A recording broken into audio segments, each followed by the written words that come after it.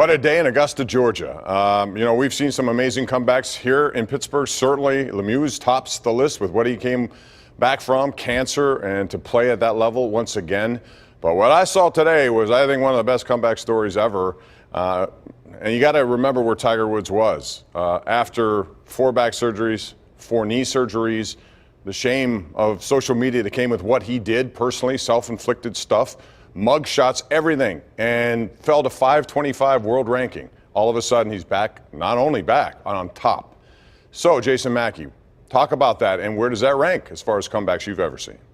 I mean, it's certainly up there, Pomp. I think the guy should be commended and celebrated, but I know individually I have a tough time feeling overly excited for the guy. I have a tough time separating what he did in his personal life versus what I'm seeing on the golf course, and I think I'm in the minority for that. I mean, if we focus on just the physical aspect, as somebody with back and knee trouble myself, like what he's overcome is absolutely tremendous. But what about his kids? What about his ex-wife? What about all of the stuff he did previously? That just doesn't go away. He didn't just not do that. If we want to celebrate him, that's great, but there's still that sort of icky feeling that I get watching this.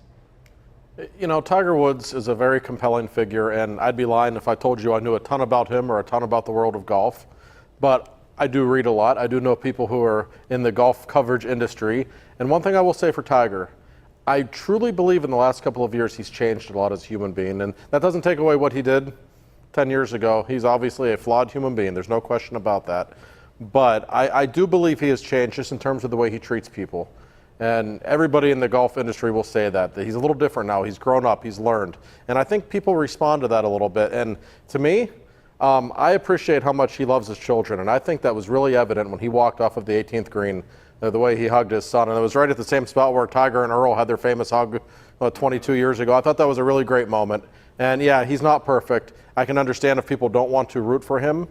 But there's something to be said for overcoming your mistakes and making yourself a better person. And what we saw today was a pretty incredible story. Yeah, Bob, to answer your question directly, is this the greatest comeback we've ever seen? I've never seen a fall from grace that big, in the sense that he was above anybody else in an individual sport, to be so far down beneath even the below average golfers to now back up to winning the Masters again. I mean, it's like a Hollywood reclamation rock star movie, that kind of script. From an ascent to a crash to back up again, it's the greatest bounce I've ever seen. It really is. And who would have thought? Meantime, we have to take a commercial break. I was going to ask something else, but I'll wait. We're going to talk about the Pirates when we come back. They won again, 2 out of 3, and they've got an unbelievable starting pitching. Bullpen, not so much. Defense, not so much. Where are they, and where will they go from here? That's next on the #1 Cochran Sports Showdown.